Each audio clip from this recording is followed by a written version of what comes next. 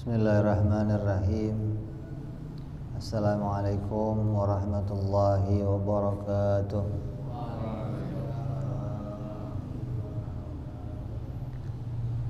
Al-Fatihah ila ruhi sayyidina wa habibina wa syafi'ina Rasulillah Sayyidina Muhammad ibn Abdullah sallallahu alaihi wa ala alihi wa ashabihi wa azwajihi wa dhurriyyatihi. Inna Allah ya'li darajatihim fil jannah wa yanfa'una bi asrarihim wa anwarihim wa ulumihim wa nafahatihim wa barakatihim fid dini wa dunya wal akhirah wa yaj'aluna min hisbihim wa yarzuquna mahabbatahum wa yatawaffana ala millatihim wa yajruna fi zumratihim bil afiyatin wa salamatin lahumul Fatihah. A'udzu billahi minasyaitonir rajim. Bismillahirrahmanirrahim. Alhamdulillahirabbil alamin arrahmanir rahim maliki yaumiddin. Iyyaka na'budu wa iyyaka nasta'in. Ihdinas siratal mustaqim. Siratal ladzina an'amta 'alaihim ghairil maghdubi 'alaihim waladdallin. Amin.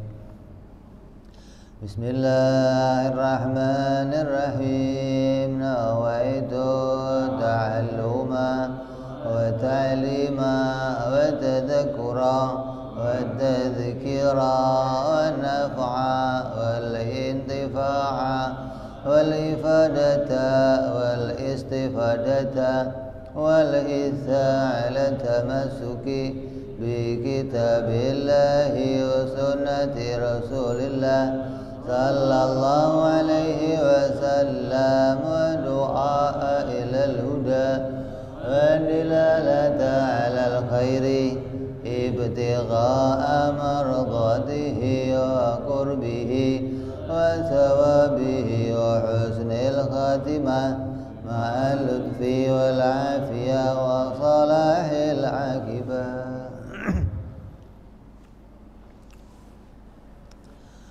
Bismillahirrahmanirrahim. Alhamdulillahirabbil alamin.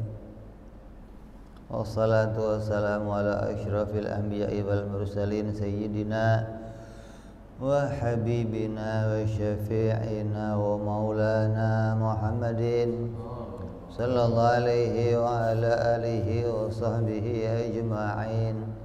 Amma ba'du, wa qala musanniful kitab Hadratul Syekh, Hadratul Imam, Hadratul Habib Sayyid Abu Abdullah Muhammad bin Yusuf As-Sanusi rahimahullah wa ghafara lahu wa liwalidayh. Summa ila sahibu syaruha Imam Ad-Dasuki rahimahullah wa ghafara lahu wa liwalidayh wa nafa'ana bihi ma fid darain. Allahumma aftah qulubana futuhal arifin wa bihidmatika wa ansur alaina birahmatika ya arhamar rahimin. Ilan qal, sampai pada burhan sifat baqa kitab.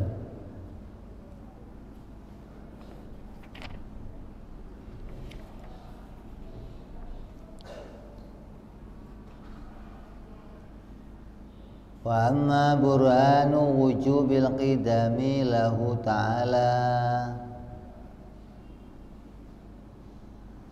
fali annahu law lam yakun qadiman lakana hadisan fayaftaqiru ila muhdisin falyalzamu dawru awit tasalsulu.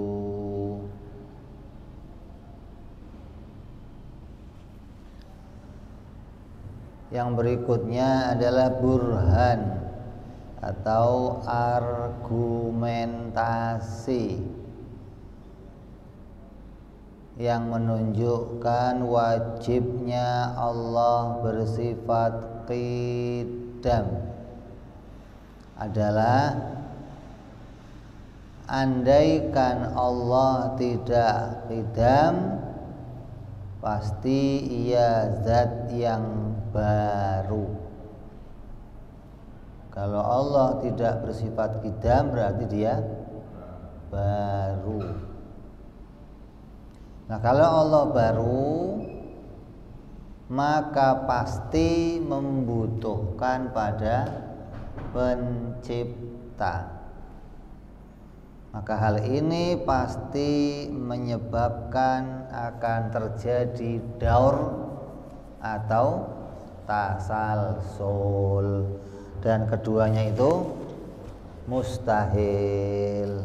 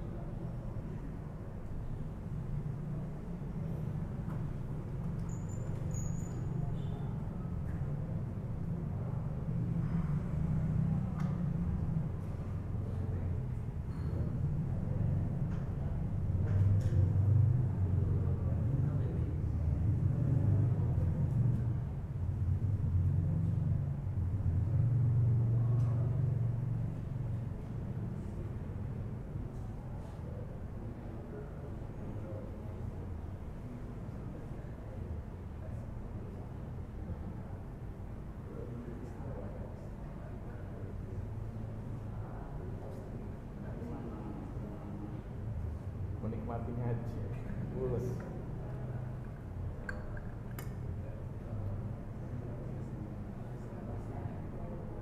Ngaji itu nikmat.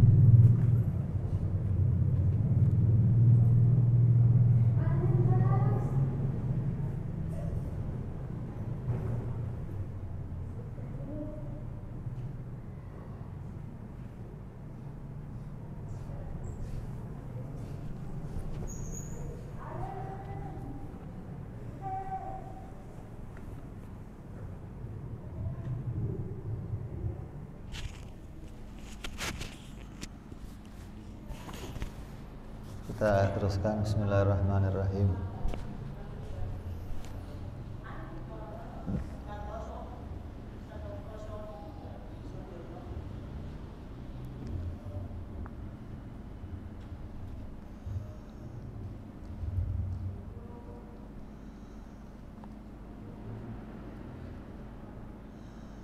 Apabila Allah tidak qidam pasti baru. Apabila baru pasti membutuhkan pencipta. Apabila demikian maka akan terjadi daur atau tasalsul.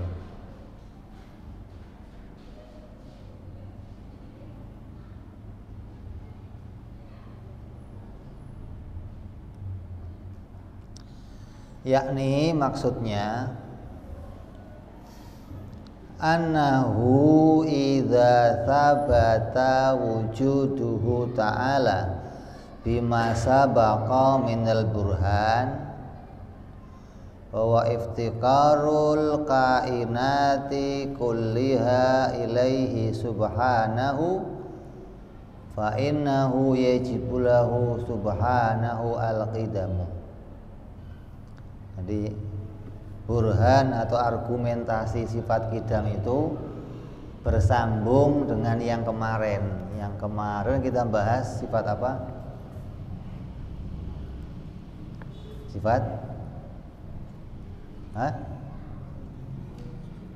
sifat wujud. Kalau sudah kita pastikan, sudah ditemukan pembuktian bahwa Allah itu wajib bersifat wujud, sudah pasti, sudah kamu temukan, sudah kamu dalili, maka pasti pula seluruh perkara butuh kepada Dia. Karena wajibul wujud itu enggak ada lainnya. Wajibul wujud itu enggak mungkin ada dua. Wajibul wujud ya harus esa, maka selainnya pasti butuh kepada Dia. Dan yang wajibul wujud itu juga pasti wajib qidam. Wujudnya wajib. Wajib artinya apa? Allah wajib wujud artinya apa? Wujud itu tidak pernah tiada dari dirinya Allah. Kalau dirinya Allah tidak pernah tiada, maka berarti dirinya Allah itu tidak ada permulaannya. Karena wujud yang punya permulaan itu pasti pernah enggak ada, terus jadi ada. Sesuatu yang tadinya enggak ada terus jadi ada, pasti ada permulaannya. Tapi sesuatu yang wujudnya tetap, tidak pernah mengalami tiada, wujudnya tetap, berarti wujud ini enggak ada awalnya, enggak ada permulaan. Wujud yang ditemu akal itu hanya dua. Wujud yang baru atau wujud yang qidam. Perkara ada atau wujud itu akal hanya nemu berawal atau tidak berawal. Cuma dua, nggak ada lagi, nggak ada. Baru atau qidam. Berawal atau tidak berawal. Nggak ada tengah-tengahnya, nggak ada. Ini setengah berawal, setengah qidam, nggak ada. Setengah baru, setengah qidam, begitu, nggak ada. Wujud ya salah satu. Dia itu ditemukan awalnya atau tidak ditemukan awalnya. Kalau tidak ditemukan awalnya gimana? Berarti wajibul wujud. Kalau ditemukan awalnya berarti diciptakan, berarti dia baru. Jadi kalau kamu sudah memahami dalil yang kemarin, yaitu wajibnya Allah bersifat wujud, berarti kamu akan paham juga kalau Allah itu wajib qidam. Beda kalau kamu nggak ngakui Allah itu wajibul wujud. Artinya Tuhan itu wujudnya ya baru, hasil meditasi namanya. Tuhan habis bertapa 3000 tahun lalu jadi Tuhan gitu. Lu kira Tuhan-Tuhanan apa? Berarti tadinya bukan Tuhan. Terus jadi itu yang ngangkat Tuhan siapa? Yang ngangkat dirinya sendiri. Ada Tuhan ngangkat dirinya sendiri. Tadinya bukan Tuhan, sekarang saya ngaku diri sebagai Firaun loh gitu. Jadi Allah itu setelah kita pahami dalil yang kemarin dia wajibul wujud, maka akal yang sehat akan menemukan pula dia wajibul qidam. Kenapa demikian? Wa burhanuhu, dalilnya annahu laulam yakun ta'ala qidaman, apabila wujudnya Allah tidak wajib qidam, lakana hadisan, maka pasti baru. Sudah kita omong tadi, nggak ada tengah-tengah antara qidam dan baru. Nggak ada tengah-tengah antara berawal dan tidak berawal. Kalau nggak ditemukan dirinya itu berawal, ya pasti qidam. Kalau nggak qidam, ya pasti baru. Maka Allah demikian, apabila Allah tidak wajib qidam, berarti dia wajib baru. Liwujubil inhisari kullu mawjudi fil qidami wal hudus. Kenapa kok demikian? Karena wujud sesuatu itu hanya teringkas, hanya terbatasi oleh dua wujud, dua macam wujud saja menurut akal, yaitu wujud yang qidam dan wujud yang hudus. Wa mata intafa wujudu ahadihima ta'ayyanal akhar. Dan ketika wujud salah satunya ternafikan, pasti akan muncul wujud yang lainnya. Gitu dong. Kalau bukan A, pasti B. Wujud cuma ada dua, A dan B.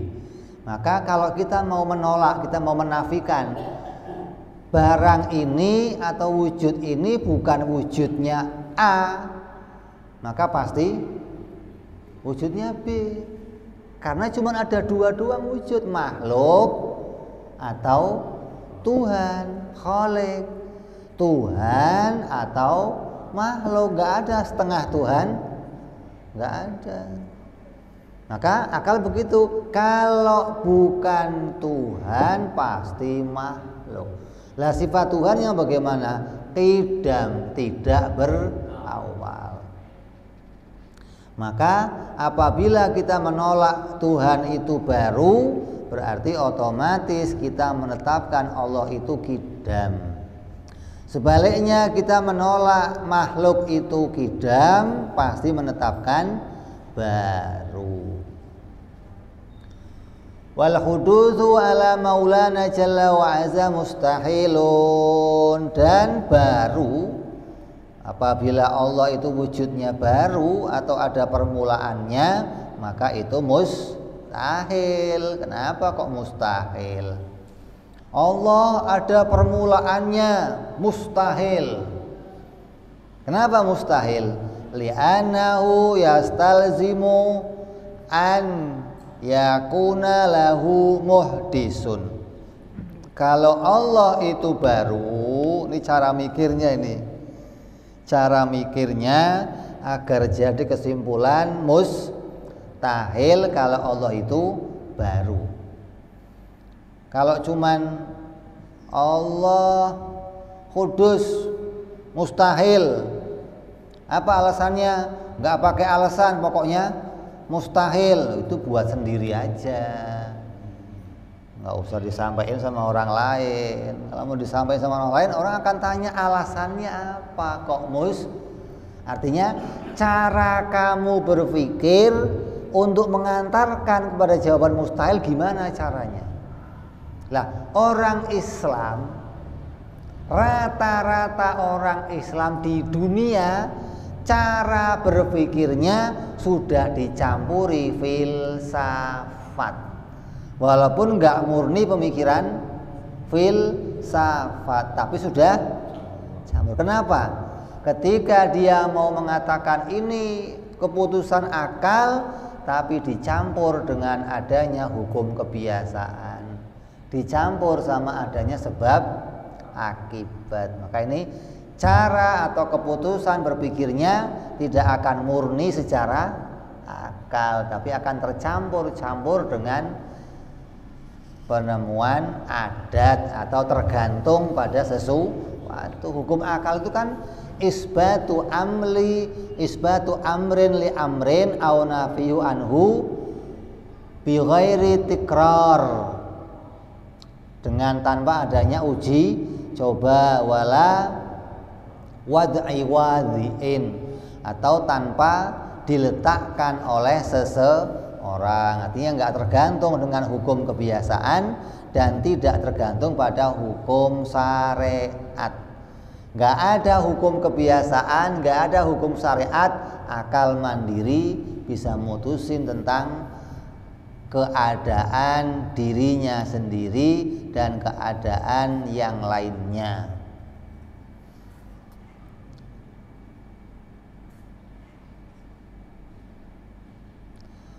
Maka baru bagi Allah itu mustahil. Kenapa?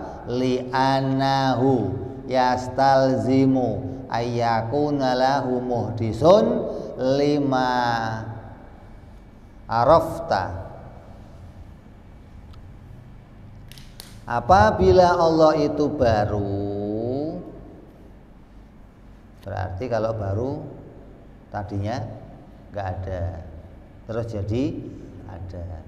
Nah, kalau Allah itu baru, yang tadinya nggak ada terus jadi ada, pasti ada yang bikin, pasti ada yang menciptakan. Karena kemarin kita sudah ngomong nggak mungkin ada barang muncul, udah kita bahas kemarin kan, tidak mungkin ada barang bisa muncul sendiri. Jadi apabila Allah itu baru, berarti wujudnya Allah pasti butuh pencipta.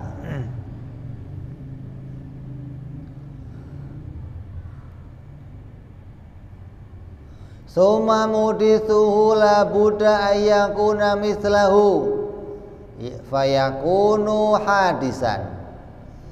Kalau pencipta yang menciptakan saya, kita kan baru nih, ya, kita baru, kita tadinya nggak ada terus jadi ada. Lah pencipta saya gimana? Oh, pencipta kamu juga baru, umpamanya Allah itu juga baru. Kalau begitu nanti Allah itu akan butuh lagi pada pencipta lagi yang lain, karena yang namanya barang baru pasti butuh diciptakan.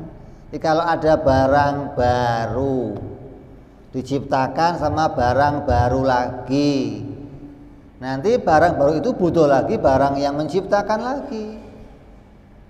Terus akan begitu, bolak-balik, ini butuh sama ini, butuh sama ini, butuh. Kenapa? Karena dia baru pasti butuh pada yang lain. Lah kalau itu terjadi, falahu aidzon muhdisun fayalzamu aidzon fi hadzal muhdis ma lazima fil ladzi qablahu minal iftikari muhdisun ila akhar fahakadza. Maka apabila begitu akan terjadi namanya tasalsul. Digambarkan diri kita lah, kamu anak, tanya, kamu yang bikin kamu siapa? Oh, yang bikin saya bapak. Lah orang nanya, lah bapak kamu dibikin enggak? Dibikin. Yang bikin siapa? Kan nanya lagi. Oh, kakek. Lah kakek kamu dibikin? Dibikin. Yang bikin siapa? Buyut. Lah buyut kamu dibikin, yang bikin siapa? Terus. Lah selesainya kapan? Nggak akan ada selesainya. Sesuatu yang tidak akan ada selesainya. Ini berarti sesuatu yang nggak punya kesimpulan. Maka sesuatu yang demikian namanya tasalsul. Sesuatu yang tasalsul hukumnya mustahil. Nggak ada perkara yang berkelanjutan tanpa ada habisnya, nggak ada. Itu kebodohan namanya. Itu kesalahan berpikir. Kalau kamu mikirnya salah, ya nemunya begitu nanti. Kita dibikin sama Allah. Lah yang bikin Allah siapa? Ini akan muncul pertanyaan ini, bisa jadi pertama dari setan yang mengajak kamu ragu, yang mengajak kamu menyekutukan Allah. Kalau memang kamu dibikin Allah, terus yang bikin Allah siapa? Nah, kalau kamu nggak ngaji, ya sudah, kamu akan terperdaya dengan tipu daya setan, dengan rayuan setan. Paling enggak siapa ya? Paling enggaknya gitu siapa ya? Enggak bisa ngomong mustahil gitu dong. Jangan ganggu. Nah, kamu ngaji aja enggak, gimana mau rendang setan? Nanti enggak akan bisa hati kamu diragukan apabila kamu ngaji dan posisi kamu punya dalil, punya argumentasi. Jadi nggak akan mungkin Allah itu baru. Kalau Allah itu baru, berarti tahu-tahu tadinya nggak ada, mak celing, atau orang Jawa itu mak bejujuk. Mak bejujuk itu apa? Ujuk-ujuk nongol sendiri. Mana ada barang kok ujuk-ujuk nongol sendiri. Jadi kalau Allah itu baru, tadinya nggak ada terus jadi ada, ya pasti diciptakan. Dan kalau demikian berarti sama dengan saya keadaannya, sama-sama butuh pencipta. Kalau Allah juga butuh pencipta, berarti penciptanya Allah butuh pencipta lagi. Nanti penciptanya butuh pencipta lagi. Itu namanya tasalsul ila ma la nihayatan lahu wa ya mustahilun. Maka itu hukumnya mustahil. Sesuatu itu ketika mau dibahas harus ada puncaknya, harus ada kesimpulannya, harus ada keputusannya, baru itu benar cara membahasnya, cara berpikirnya. Kalau enggak, berarti kamu cara mikirnya salah.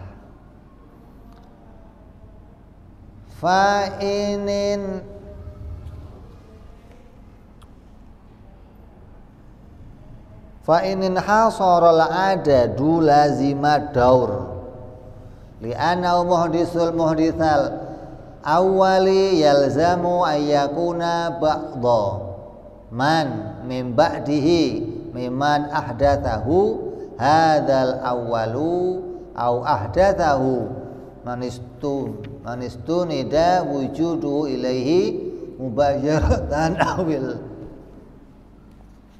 Bau apa sih ini? Dupa ya? Matiin dong.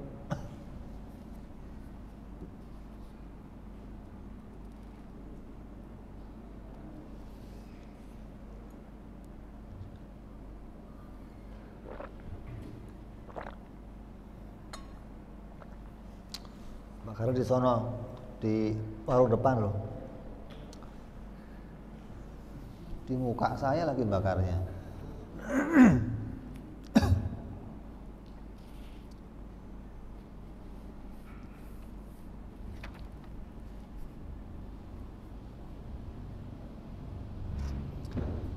Maka apabila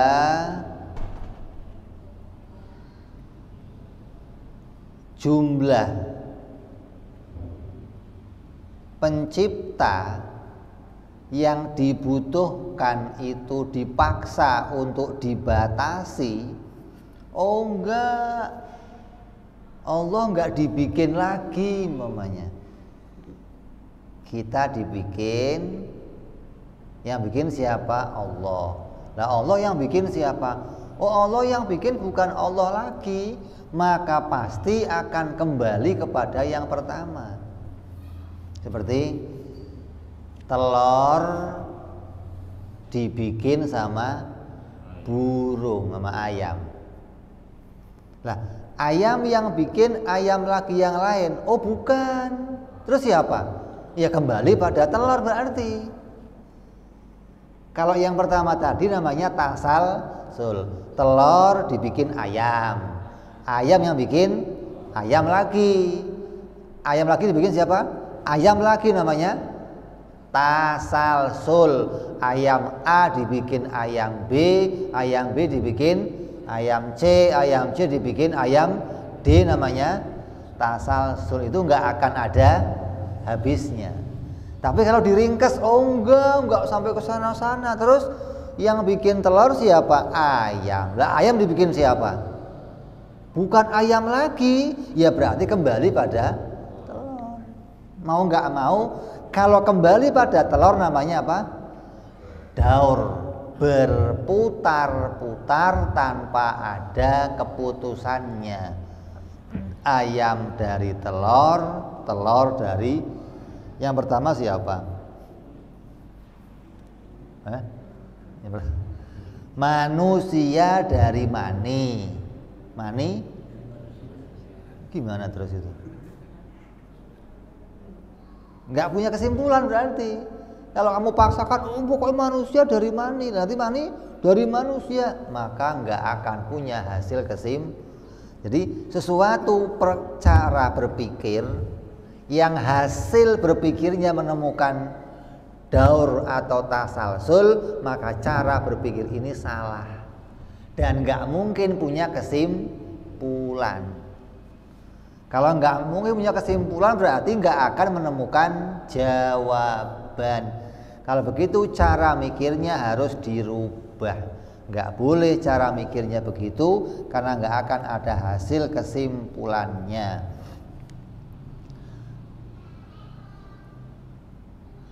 Karena pencipta pertama pasti merupakan salah satu dari zat yang tercipta setelahnya, yaitu zat yang diciptakannya atau zat yang diciptakan oleh zat lain yang wujudnya disandarkan kepada pencipta yang pertama secara langsung atau dengan perantara. Fastihalatu dauri dhahiratun. Maka kemustahilan perkara yang daur itu sangat jelas. Perkara yang daur itu jelas-jelas mustahil. Nggak mungkin ayam dari telur, telur dari ayam, nggak mungkin. Kalau begitu nanti keputusan ujungnya yang mana, gitu loh. Sama kayak ada penyakit menular. Kalau ada penyakit menular, si A sakit, yang menimbulkan A sakit siapa? Si B. B sakit dari mana? Dari si C. C sakit dari mana? Si D. Nah, yang pertama sakit siapa, tanyain? Oh, yang pertama sakit si Z. Oh, lah Z dari mana? Masa kembali ke A lagi, kan aneh. Z sakit dengan sendi, aneh lagi. Z sakitnya enggak ketularan, tapi sakit aneh namanya. Sakit yang lain ketularan, giliran Z sakitnya enggak ketularan. Terus gimana coba? Jadi enggak nyambung. Maka cara mikir itu harus benar, jangan cara mikirnya semaunya sendiri atau cara mikirnya dicampuri cara mikir filsafat yang dicampur dengan cara mikir hukum adat. Kamu nggak akan ketemu nggak. Kalau cara mikir kamu dicampur-campur pakai Quran hadis, dicampur-campur pakai hukum kebiasaan, nggak ketemu hasilnya nggak. Akal memutuskan sesuatu nggak boleh dicampur-campur sama yang lain, murni pemikiran akal sendiri. Karena itu akan jadi kesimpulannya cuma 3, wajib, mustahil, atau jaiz.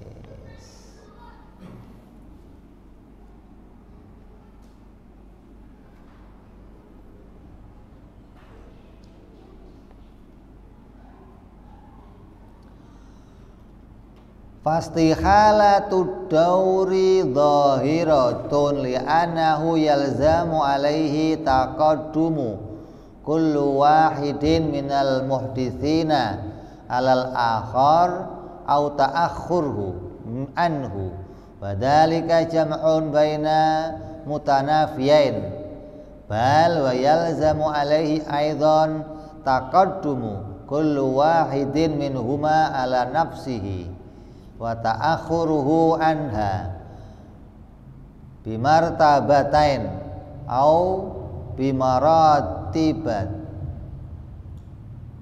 wa dzalika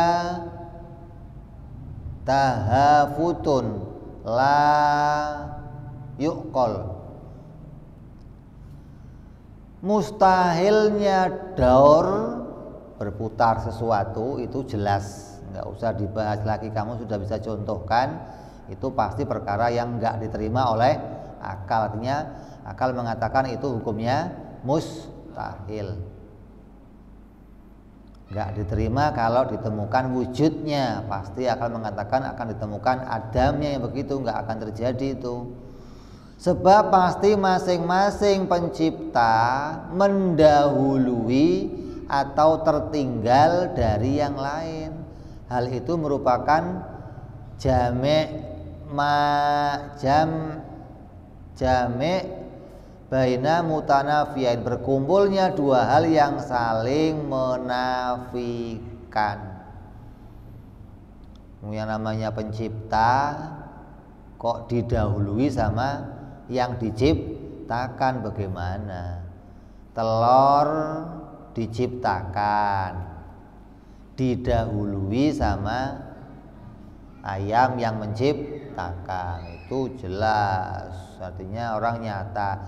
Lah kalau ayamnya didahului siapa? Telur lagi. Ini namanya terkumpulnya sesuatu yang saling menafikan, saling berlawanan. Nggak boleh yang demikian terjadi, nggak boleh. Nggak mungkin pencipta itu didahului ciptaannya, mungkin nggak? Ada emak didahului anaknya, mungkin?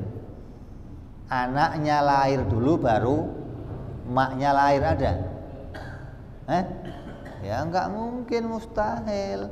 Telurnya lahir dulu baru ayamnya gitu. Habis ayam telur lagi gitu. Ini gimana sih?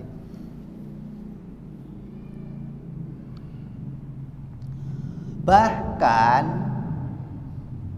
juga pasti masing-masing mendahului dan tertinggal dari dirinya dengan dua urutan atau lebih, dan ini adalah kesalahan yang tidak dapat dibenarkan oleh akal. Jadi akal nggak bisa membenarkan wujudnya perkara yang terjadinya karena sebab daur atau sebab tasalsul. Jadi kalau yang ditanya akal nih, telur itu asalnya dari mana? Telur dari mana asalnya? Telur dari nggak ada. Dari nggak ada telur jadi ada telur. Ayam dari mana? Dari nggak ada ayam. Jadi ngomong dua-duanya dibikin kan dari nggak ada berarti. Ayam dibikin nggak? Dibikin, berarti dari nggak ada terus jadi ada. Nah telur dibikin, berarti dari nggak ada jadi ada, gitu dong. Nah kalau Tuhan dibikin nggak? Pernah nggak ada nggak? Gitu dulu. Nggak pernah, berarti Tuhan nggak bergantung pada yang lain wujudnya, gitu dong. Sedangkan yang lain bergantung pada Dia. Kalau Dia nggak mewujudkan yang lain nggak akan wujud. Sementara Dia nggak bergantung sama yang lain, karena Dia wujudnya tetap.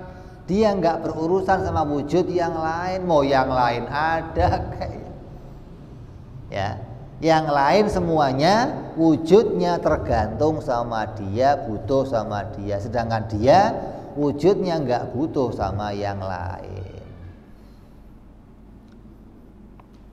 Wa in lam yanhasiril adadu wa kana qabla kullin muhdisun akhar qablahu lazima tasalsul.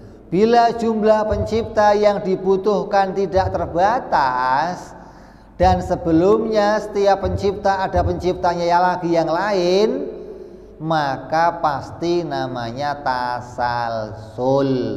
Dan wahuwa mustahilun aidon, itu juga namanya mustahil. Penciptanya berputar-putar di situ yang mustahil. Penciptanya berlanjut terus sampai nggak ada habisnya juga itu mustahil. Maka pencipta itu harus berhenti pada Allah, nggak boleh kembali yang lain, nggak boleh lanjut pada yang lain. Kenapa? Karena semua yang diciptakan hanya butuhnya pada Allah, dan Allah tidak butuh pada yang lain. Allah itu sudah kita tetapkan kemarin, dia wajibul wujud, nggak pernah tiada wujudnya. Lah kalau nggak pernah tiada, dia nggak pernah butuh sama yang lain. Dia nggak pernah ketemu sama tiada. Kalau dia pernah ketemu sama tiada, maka dia butuh kepada yang lain untuk mengadakan dirinya. Tapi Allah nggak pernah tiada, hingga Allah nggak pernah butuh sama yang lain untuk mengadakan dirinya.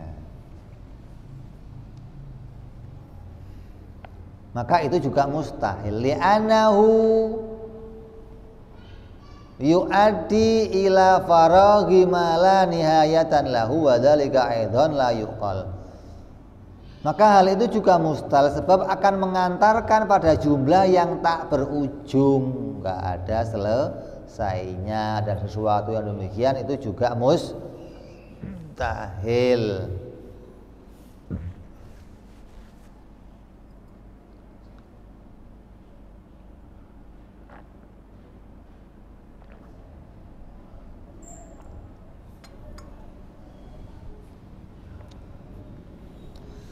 Jadi kalau mau disusun burhan ini susunannya ada 3 susunan. Yang pertama, ini kan argumentasinya pakainya pengandaian, pakai kias namanya. Maka kita hanya bisa mengkiaskannya. Andai atau apabila Allah tidak qidam berarti baru, ya, karena sudah kita putuskan tadi qidam dan baru itu enggak ada lainnya. Barang itu adanya berawal atau tidak berawal. Kalau Tuhan tidak qidam pasti dia berawal. Kalau dia berawal, kalau Tuhan tidak qidam pasti dia berawal, dan Tuhan itu berawal hukumnya mustahil. Kenapa? Kalau Tuhan berawal berarti sama dengan kita, sama-sama ada permulaannya, sama-sama berarti pernah nggak ada. Sedangkan Allah tidak sama dengan makhluk, laisa kamitslihi syai'un. Maka wujudnya Allah pasti nggak sama dengan kita. Kalau kita wujudnya pernah nggak ada terus jadi ada, wujudnya Allah pasti nggak sama dengan wujudnya kita. Maka apabila Allah baru maka hukumnya mustahil. Yang kedua, kalau Allah baru pasti butuh diciptakan. Karena setiap barang baru nggak mungkin muncul sendiri. Kalau Allah diciptakan maka hukumnya mustahil. Kenapa? Sama dengan saya. Masa ada Tuhan sama dengan makhluk, maka hukumnya mustahil. Dicipta baru yang mustahil, diciptakan mustahil. Yang ketiga, kalau diciptakan akan terjadi daur dan tasalsul, maka itu juga mustahil. Apa itu daur? Daur itu berputarnya sesuatu kembali kepada yang pertama. Maka sesuatu yang daur gak akan punya kesimpulan. Tasalsul apa? Tasalsul berlanjutnya sesuatu kepada sesuatu yang lain tanpa ada penghabisannya. Maka itu juga gak akan punya kesimpulan. Dan itu hukumnya juga mustahil. Jadi ada 3 mustahil kita temukan untuk satu dalil ini. Ini namanya apa? Burhan. Disusun dengan 3 macam dalil. Gak cukup satu dalil tapi 3 macam, maka jadilah namanya burhan. Apabila Tuhan gak kidam maka baru. Kalau baru mustahil. Kalau dia baru pasti diciptakan. Kalau diciptakan mustahil. Kalau dia diciptakan maka terjadi daur atau tasalsul, dan itu mustahil. Jadi kita 3 dalil kita hadirkan untuk menetapkan Allah wajib qidam.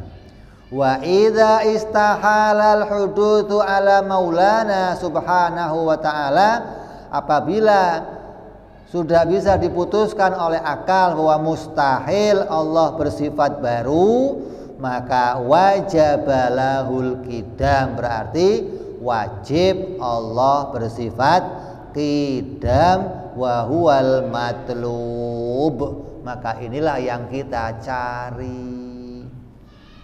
Artinya kita dituntut menemukan bahwa zat Allah, sifat Allah itu tidak ada permulaannya. Ini dalil. Dengan dalil ini kamu bisa membatalkan semua hantu-hantu yang dianggap oleh mereka sesembahan. Apa? Yesus dianggap Tuhan, ada permulaannya. Siapa lagi? Krishna dianggap Tuhan, ada permulaannya. Zeus dianggap Tuhan, ada permulaannya. Siapa lagi? Siddhartha dianggap Tuhan, ada permulaannya. Gitu loh. Jadi semua yang kamu cek, kamu lihat mereka nganggap ini Tuhan, Tuhan, Tuhan, Tuhan, Tuhan, kata mereka. Setelah kita berpikir, maka ternyata yang mereka anggap Tuhan itu ada permulaannya semua. Maka kalau ada permulaannya, maka pastilah dia pernah nggak ada terus jadi ada. Dan nggak mungkin Tuhan demikian. Nggak mungkin Tuhan butuh sama yang lain. Lah kalau Tuhan butuh sama yang lain, masa Tuhan begitu, gimana sih ya? Bedanya sama saya apa? Oh kan beda kebutuhannya, oh beda kebutuhan. Beda kebutuhan. Lah, Tuhan itu yang memenuhi kebutuhan hamba-hambanya. Kok Tuhan sendiri perlu dipenuhi kebutuhannya? Ya bukan Tuhan namanya.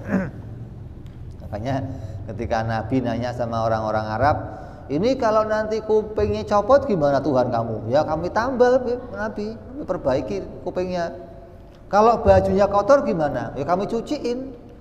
Kok Tuhan butuh? Kok ada Tuhan butuh pertolongan, butuh diurusin loh. Sebenarnya yang asomat itu kamu apa Tuhan? Yang asomat itu Tuhan, mestinya nggak butuh dilayani. Kok jadi malah asomatnya malah kamu, Tuhan jadi yang dilayani, gimana? Tuhan itu nggak butuh dilayani, Tuhan itu nggak butuh diurus oleh yang lain. Kenapa? Dia nggak butuh segala sesuatu, nggak butuh pencipta dan yang lainnya.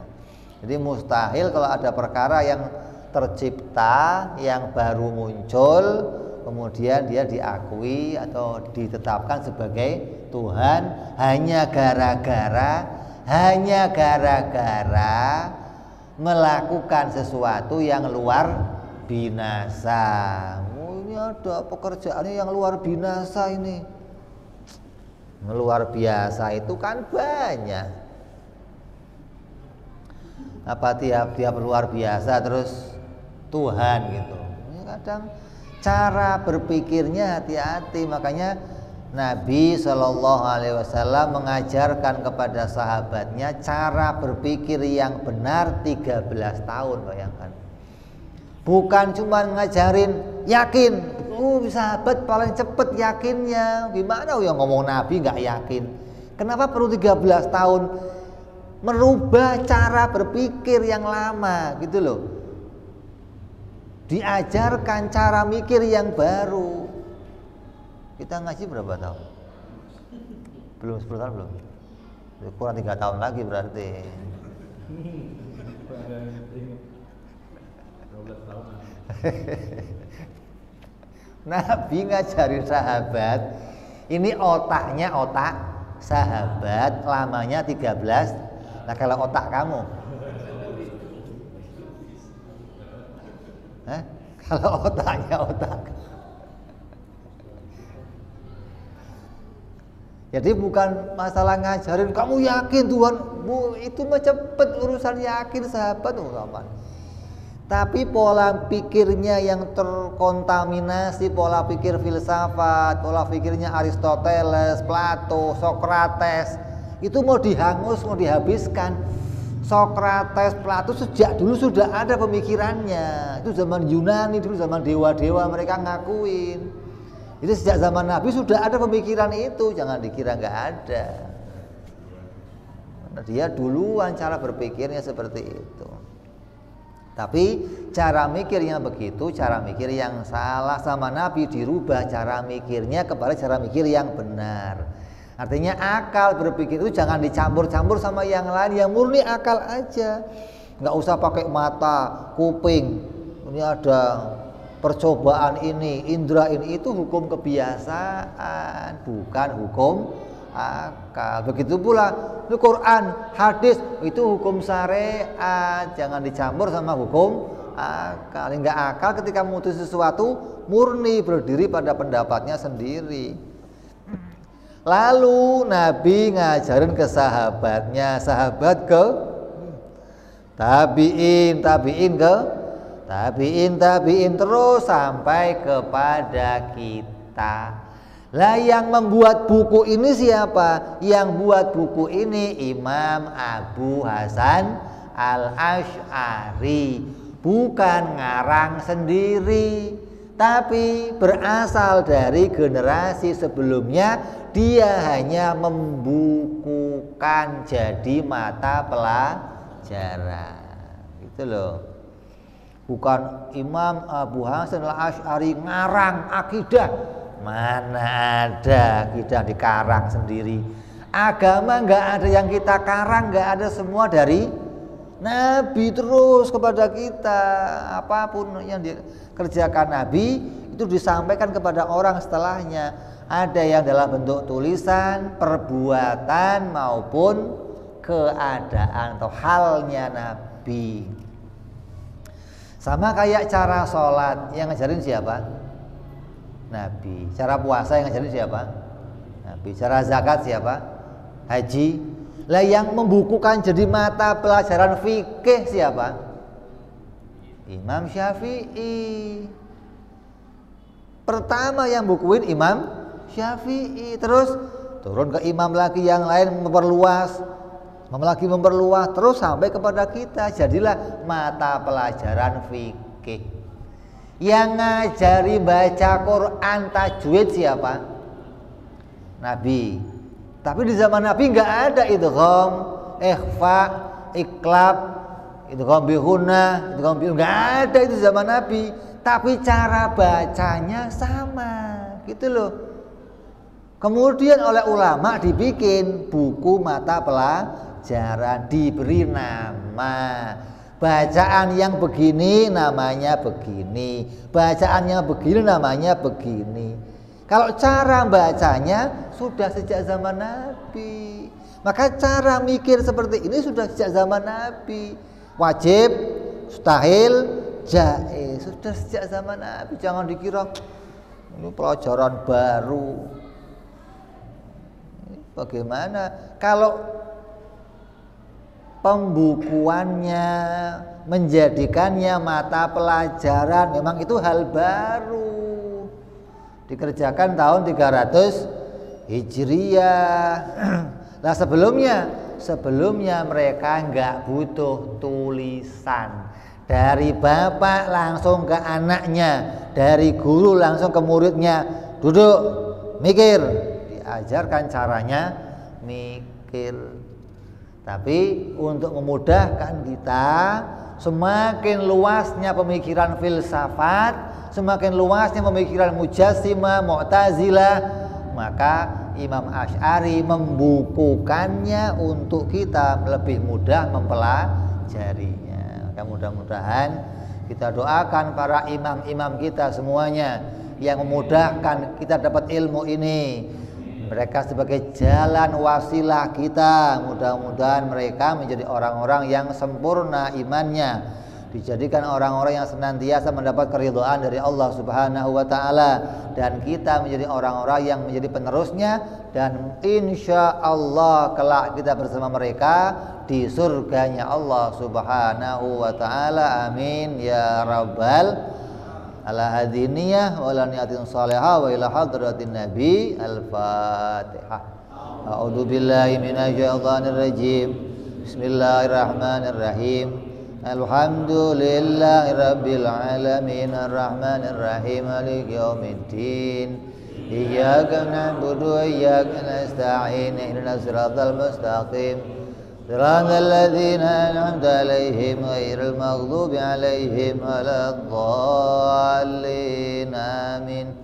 يا ربنا اعترفنا بأننا اقترفنا وأننا أسرفنا للظى إشرافنا وتوب علينا توبة تغسل كل حوبة واستر لنا عوراتي وآمن روآتي واغفر لوالدينا ربي ومولودينا والآل والإخوان وسائر الهلان وكل ذي محبة أو جيرة أو صحبة والمسلمين أجمعين ربي فضلا وجودا منا لا باكتساب